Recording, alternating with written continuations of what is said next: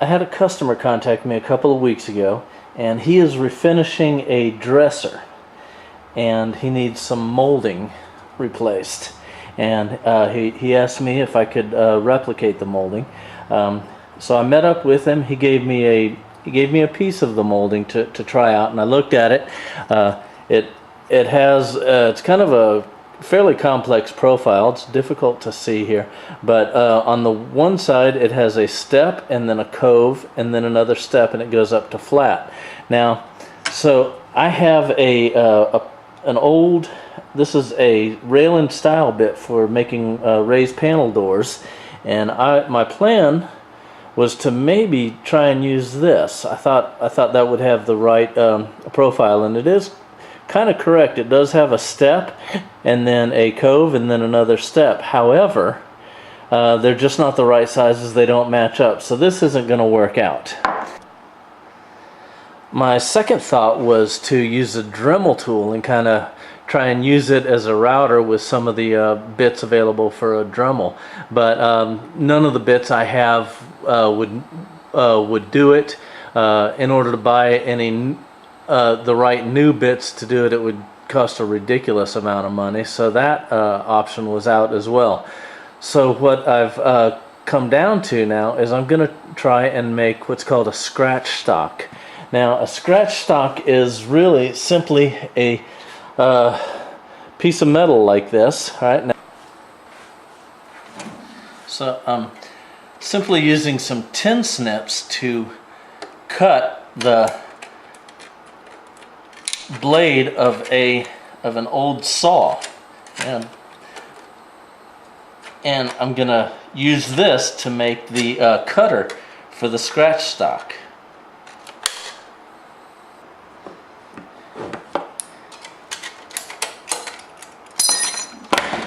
So there, I'll use this piece of metal. I'll use some files, a couple of different files, and I just bought this cheap little set from Harbor Freight because these are some nice small files, and this is a pretty small profile, so hopefully that'll work out. And I'm gonna try and cut the profile that I need out of this piece of steel, and I'll be able to make a cutter for a scratch stock out of that. I'll show you what a scratch stock is later, assuming I get to the point that I am actually able to do this.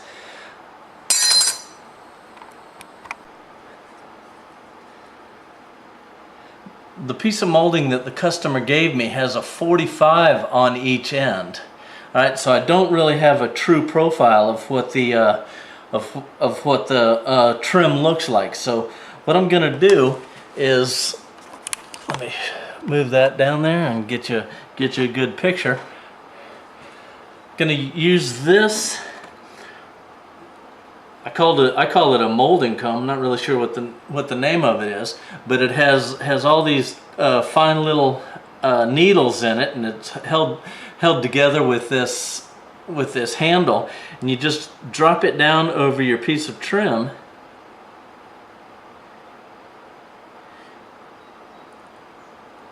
and it gives you the profile. It gives you the profile of the molding that you're trying to make.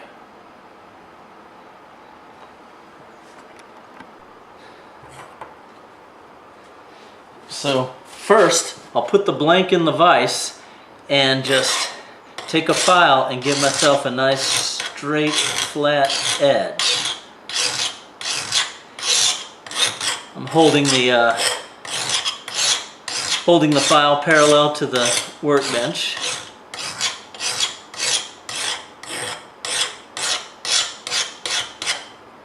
Okay. That looks pretty good.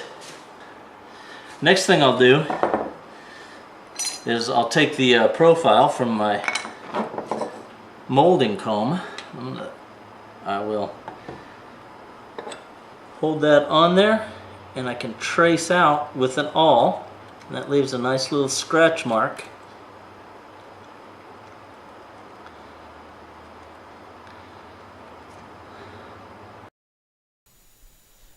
This wound up being a fail. I couldn't see the scratch mark very well, and I also didn't get a very good profile. So from here, it's on to plan B.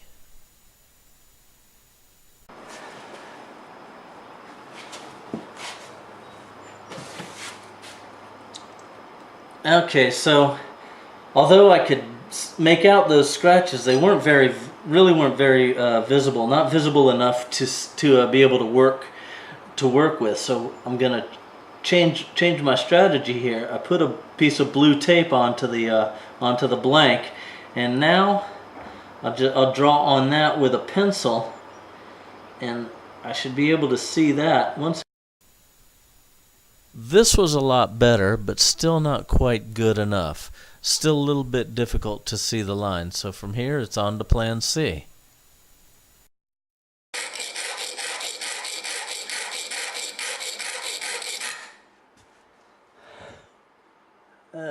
That's terrible. Okay. Plan D, white masking tape.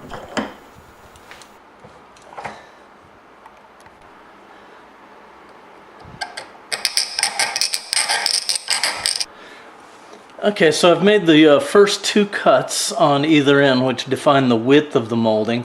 The notch in the middle is still there, and I'll have to remove that. This is just really slow going, but it's just something I'll have to keep at. Well, kind of screwed up the buttons there, and I didn't really record what I was doing. I guess I hit pause when I was trying to hit record. Anyhow, I switched over to the RotoZip and just made a lot quicker time of that. Now I'm going to switch back to the files. Actually, I do see a little nub on there I want to clean off, but then I'll switch back to the files and try and get the profile down right where it needs to be.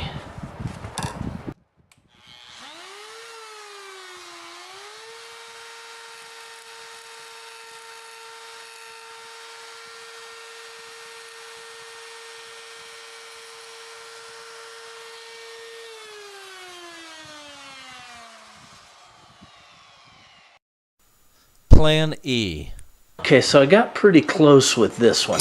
It's a pretty good fit. It's not quite perfect though, and there's I'm just not perfectly happy with how it works out. I think I can do a lot better. The real problem that I had here was being able to work to the line. It's just too difficult to see. So I came up with another idea where first of all I made a cutout, a paper cutout. That way it was easier to work, and I was able to get a much better a much better profile, and it looks a lot better. Then I used the cutout that came from that paper, and I put it on top of this piece of metal. Started with a new piece of metal, and then I traced around that with a Sharpie to give me a nice dark black line. I had to be able to see to work to that a lot better. So once again, I'll go ahead and use the Dremel and see if I can cut close to the line on that, and then I'll clean it up with files and so forth. Well, unfortunately, I forgot to press record again, but the Dremel did make quick work of that. Did a pretty nice job. Got me close to the line. Now it's a matter of going to the files and getting it right where it needs to be. Hopefully I can make that work out, and I'll show you what it looks like.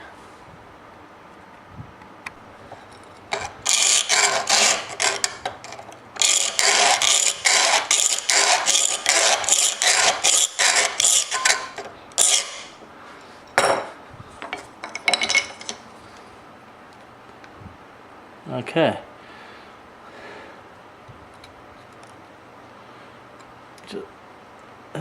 That's right there. That's the exact width I need.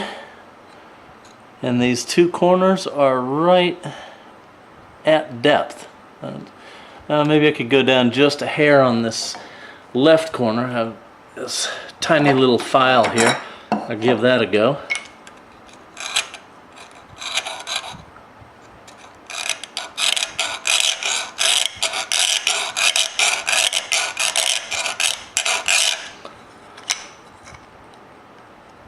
Oh, yeah. That was it. That's it. Okay. And I'll just keep working at it this way until I get to where I need to be. Bring you back then. At this point, there's a lot of background noise, so I'm going to do a voiceover here. I have a really good cutter. Really fits nicely. I can see very small slivers of light in there, but it's a great cutter. This is ready to go to the next step. So now I've taken a piece of maple and I've put a bandsaw cut in it that the cutter will fit into. All right. Now I'll put it in the vise and drive that cutter all the way into the holder, just so it goes up to the edge of the top of the cutter. That way, as I scrape it along the top of the piece of stock, once it gets to the top of the handle, you can see right there at the top, it'll stop cutting and I'll be right at the correct depth.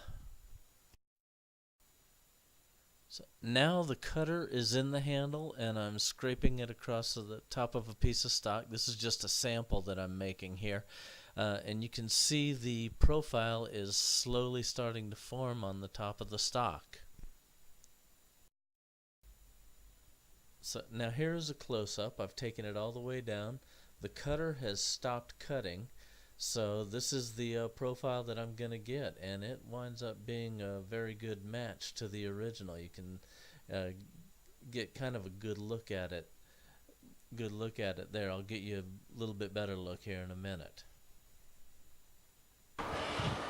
All right, so I'm gonna try and knock the corner off of this 45 degrees and made it up with the original and see what it looks like. Okay, so this miter board is close to 45 degrees, but it's not perfect. I'll show you how I get it perfect here next. Now this is a shooting board. The fence that I'm putting the workpiece up against now is perfectly 45 degrees, and so I run the block plane along it, and that's how I get a nice clean corner. So yeah, that's a nice clean corner, and this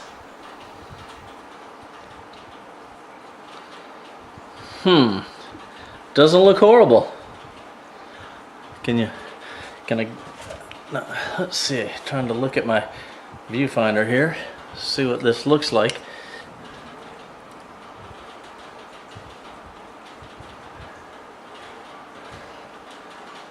Can't tell.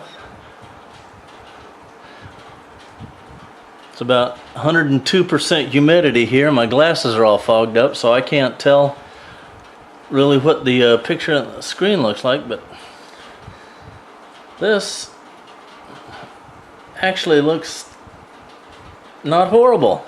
So I'm gonna give that a try. I'm gonna call my customer. I'll get some good photographs, still shots of it, and I'll send those to him, and he can let me know what he wants to do. Alright, so this is a good board. Have a lot of nice straight grain all the way down through about here. Then it gets into this knot, and it's kind of messy. So I'll go ahead and start from here, work my way down.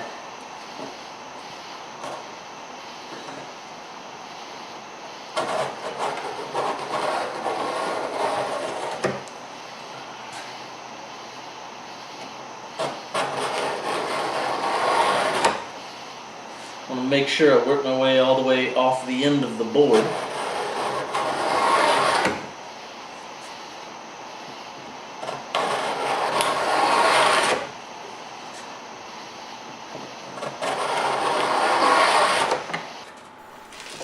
And it's a couple of days later and I get to finish it off.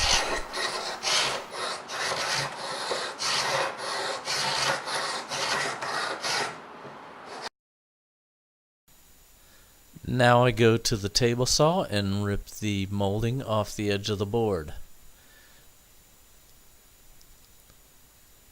Finally, I have a completed piece of trim.